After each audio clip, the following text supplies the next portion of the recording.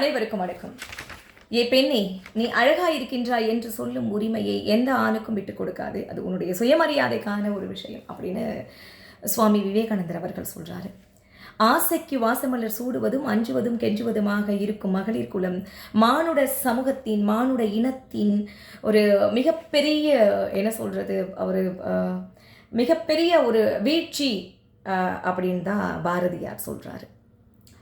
அது வலுவற்ற ஒரு பகுதி அப்படின்னு சொல்கிறாரு. அவங்கள டிபெண்ட் பண்ணி இருக்கிறது, தன்னை அலங்கரித்து கொண்டு ஆண்களுக்கு அடிமையாக வாழ்வது, கல்வி மறுக்கப்பட்ட அந்த தருணத்தில் அவங்க இண்டிபெண்ட்டாக வாழ முடியாமல் தன்னுடைய அழகுக்கு இம்பார்ட்டன்ட் கொடுத்து அவங்களுக்கு அடங்கி அவங்கள சார்ந்து ஒரு அடிமைத்தனம் வாழக்கூடிய அடிமையாக வாழக்கூடிய அந்த வாழ்க்கை மானுட சமூகத்தின் வலுவற்ற ஒரு பகுதி அப்படின்னு ஸ்பெசிஃபிக்காக சொல்கிறாரு. நம்ம எந்த ஒரு விஷயத்துக்கெல்லாம் ப்ரௌடாக நினைக்கணும் அப்படின்ற ஒரு புரிதல் இங்கே நமக்கு தேவை. என்னோட பர்சனல் எக்ஸ்பீரியன்ஸிலிருந்து சொல்லணும் அப்படின்னா, அந்த விவேகானந்தர் சொன்னார் இல்லை, நீ அழகாக இருக்க அப்படின்னு சொல்லக்கூடிய அந்த ரைட்ஸை எல்லாருக்கும் கொடுத்துறாது, அது உன்னுடைய சுயமரியாதைக்கான ஒரு விஷயம் அப்படின்னு. இதுக்கு நான் ஒரு ஒரு ஒரு எடுத்துக்காட்டை சொல்லிடுறேன். என்ன அப்படின்னா, ஒரு மீட்டிங்க்கு ஒன்று நான் போயிருந்தேன். போகும்பொழுது அங்கே கொஞ்சம் க்ரௌடாக இருந்துச்சு. என்னோடய காரை அங்கே பார்க் பண்ணுறதுக்கு எனக்கு ஸ்பேஸ் இல்லை. அதனால் ஒரு 180லேருந்து 200 மீட்டர் தள்ளி போயிட்டு என்னோடய காரை பார்க் பண்ணிவிட்டு நான் அந்த மீட்டிங்கை முடிச்சுட்டு நான் போயிட்டுருக்கேன். என்னோடய காரை நோக்கி நான் நடந்து போயிட்டுருக்கேன்.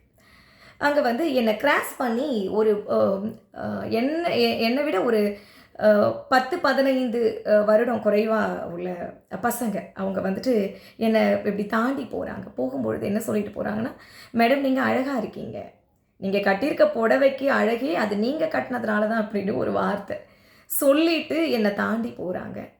உண்மையாகவே சொல்லப்போனால் அந்த வார்த்தை என்னை சந்தோஷப்படுத்தியதா என்றால் கிடையவே கிடையாதுங்க. அந்த டைம் என்னோடய தோழி பக்கத்தில் வந்துட்டு இருந்தாங்க. நான் உடனடியாக கொஞ்சம் தூரம் தள்ளி போயிட்டு என் காரை ரீச் பண்ணுறதுக்கு முன்னாடியே அவங்கள கேட்குறேன், ஏங்க என்ன நான் சாரீ ஒழுங்காக தானே வேர் பண்ணியிருக்கேன், என்ன ஏதாவது தப்பாக இருக்கா, நான் ஒழுங்காக தானே, என்னோடய ஆடையை ஒன்றுக்கு பல முறை என்னை சரிபார்த்து கொண்டேன். காரணம் நான் தப்பாக ஏதாவது அவங்க கண்ணுக்கு தெரிகிறேனா அப்படின்னு சொல்லிட்டு. அந்த வார்த்தை எனக்கு சந்தோஷம் கொடுத்ததா அப்படின்னா கிடையாது. இதுவே மேடம் உங்களை ஃபேஸ்புக்கில் பார்த்துருக்கேன் நான், நீங்கள் பேசுகிறது நல்லா இருக்குது, கருத்துள்ள பதிவுகளை நீங்கள் போடுறீங்க அப்படின்னு சொல்லியிருந்தால் கண்டிப்பாக நான் சந்தோஷப்பட்டுருப்பேன். இல்லை ஒரு பிஸ்னஸ் ரீதியாக நமக்கு basic business car buying and selling, இல்லை உங்ககிட்ட நான் ஒரு கார் வாங்கினேன், ரொம்ப நல்லா இருக்குது மேடம், கண்டிஷன் ரொம்ப நல்லா இருக்குது, ரீசனபிள் ப்ரைஸில் கொடுத்துருக்கீங்க, என்னோடய ஃப்ரெண்ட்ஸ் 2 பேரை நான் ரெக்கமெண்ட் பண்ணுறேன் அப்படின்னு சொல்லியிருந்தா என்னுடைய தொழில் மூலமாக என்னுடைய தொழிலில் நான் இருந்த அந்த நாணயம் அப்படின்னு சொல்லுவாங்க, நாணயம் தானே கரெக்டாக தமிழ் ப்ரொனவுன்ஸ் பண்ணுறேன்னா, அதாவது என்னுடைய நேர்மை அதன் வெளிப்பாடு அந்த பாராட்டு அப்படின்னு நான் நினச்சிருப்பேன். அது எனக்கு சந்தோஷத்தை கொடுக்கும், ப்ரௌடை கொடுக்கும் இல்லையா, இன்னும் நியாயமாக நம்ம தொழில் பண்ணணும் அப்படின்ற ஒரு உத்வேகத்தை எனக்கு அது தரும். நீங்கள் நல்லா பேசுகிறீங்க அப்படின்னா இன்னும் சிறப்பாக பேசலாம், இன்னொன்று சிறப்பான கருத்துக்களை நம்ம சொல்லணும், அதுக்கு நிறைய அதை சார்ந்து நம்ம படிக்கணும் அப்படின்னு நான் ப்ரௌடாக நினச்சிருப்பேன். ஆனால் இந்த அழகை முன்வைத்து சொல்லக்கூடிய அந்த விஷயம் உண்மையாகவே என்னால் அவங்கள என்ன பண்ண முடியும், ஒன்றுமே பண்ண முடியாது. பட் அந்த வார்த்தை என்னை ஒரு மாதிரி தான் யோசிக்க வச்சது. எனக்கு அந்த வார்த்தை எனக்கு சந்தோஷத்தை கொடுக்கலை, நான் சந்தோஷமாக இல்லை.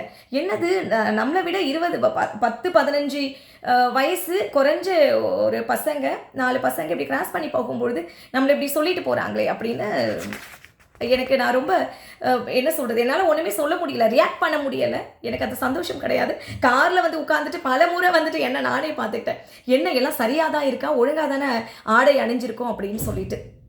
ஏன் சொல்ல வரேன் அப்படின்னா, யாருமே நம்முடைய திறமையை முன்னிறுத்தி, நம்முடைய அறிவை முன்னிறுத்தி, நம்முடைய நேர்மையை முன்னிறுத்தி நம்மளை பாராட்டுறாங்க, அப்ரிஷியேட் பண்ணுறாங்க அப்படின்னா அதை நம்ம வரவேற்கலாம், இன்னும் நம்ம உத்வேகப்படுத்திக்கலாம். அந்த வார்த்தைகள் நம்மளை இன்னும் நேர்மையாக நம்முடைய நேர்மையை குறித்து பாராட்டினாங்கன்னா அந்த நேர்மையிலிருந்து ஒருபோதும் பின்வாங்கக்கூடாது அப்படின்ற ஒரு உத்வேகத்தை அது நமக்கு ஏற்படுத்தும் இல்லையா.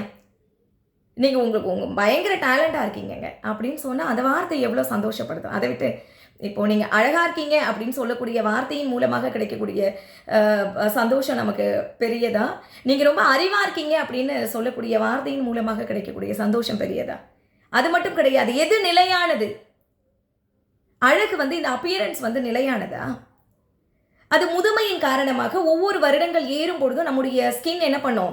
தோல் சுருங்க செய்யும், முடி நரைக்கும், இளமை போயிடும். அப்பியரன்ஸ் வந்துட்டு அந்த தோற்றம் வந்துட்டு ஒரே மாதிரி இருக்குமா? கிடையவே கிடையாது. ஆனால் அறிவு இன்னும் நம்மளை வளர்த்துக்கலாம் இல்லை? அதனால் எப்போவுமே நம்முடைய திறமையை முன்வைத்து, நம்முடைய அறிவை முன்வைத்து, நம்முடைய நேர்மையை முன்வைத்து, ஒழுக்கத்தை முன்வைத்து யாராவது நம்மளை அப்ரிஷியேட் பண்ணுறாங்கன்னா அதை வரவேற்கலாம். அதிலிருந்து ஒருபோதும் பின்வாங்கக்கூடாது. அதை இன்னும் எப்படி மெருகேற்றிக்கிறது அப்படின்னு அதை குறித்து நம்முடைய தேடல்கள் அதை குறித்து போகும். ஆனால் நம்முடைய அழகை முன்னிறுத்தி ஒருத்தவங்க நம்மளை அப்ரிஷியேட் பண்ணுறாங்க அப்படின்னா உண்மையாகவே அது சுயமரியாதைக்கான ஒரு விஷயம்தான். அந்த மாதிரி நபர் வந்துட்டு தவறான கண்ணோட்டத்தில் தான் நம்மளை பார்க்குறாங்க அப்படின்ற ஒரு கிளாரிட்டி நமக்கு தேவை. அந்த மாதிரி யாராவது உங்களை புகழ்ந்து அப்ரிஷியேட் பண்ணாங்க அப்படின்னா தயவு செஞ்சு அதுக்கு இடம் கொடுக்கவே கொடுக்காதீங்க. அந்த பர்சன் கிட்ட இருந்து கொஞ்சம் விலகியே இருங்க. அது ஈஸி கிடையாதுங்க. இப்போ நான் ஒரு இடத்துக்கு போகிறேன், ஒரு மீட்டிங், ஏதோ ஒரு விஷயத்துக்கு போகிறேன். மேடம், நீங்கள் ரொம்ப புத்திசாலி, உங்களோட ஸ்பீச் நான் கேட்டிருக்கேன், நீங்கள் ரொம்ப நல்லா பேசுகிறீங்க அப்படின்னு சொல்லக்கூடிய அந்த ஒரு விஷயம் இருக்குல்ல, அது எனக்கு உத்வேகத்தை தரும், மரியாதையை தரும் இல்லையா? அதை விட்டு மேடம் உங்கள் சாரி அழகாக இருக்குது, நீங்கள் அழகாக இருக்கீங்க அப்படின்னு சொன்னால் அது எப்படி இருக்கும் சொல்லுங்கள்? கொஞ்சம் புரியுதா நான் சொல்லக்கூடிய வித்தியாசம்? அந்த அந்த அந்த அந்த நபருடைய பார்வை தவறானதாக இருக்குது இல்லையா? அதனால் இதுக்கு முன்னுரிமை கொடுக்கக்கூடாது. அந்த அந்த அந்த ரைட்ஸையே அவங்களுக்கு நம்ம கொடுக்கக்கூடாது அப்படின்னு சுவாமி விவேகானந்தர் அவர்கள் சொல்கிறார். சரியா? அதனால் எப்போவுமே அந்த அப்ரிஷியேட் பண்ணுற விதத்தில் கூட நம்ம அதை எப்படி எடுத்துக்கணும் அப்படின்றதுல ஒரு கிளாரிட்டி இருக்கணுங்க. இது ஒரு விஷயத்தை உங்ககிட்ட நான் பகிர்ந்துக்கணும் அப்படின்னு நான் நினச்சேன். பயனுள்ள தகவலாக இருக்கும் அப்படின்னு எனக்கு தோன்றியது. அதனால தான் இன்றைக்கு பகிர்ந்துக்கணும் அப்படின்னு நான் நினச்சேன். நன்றி.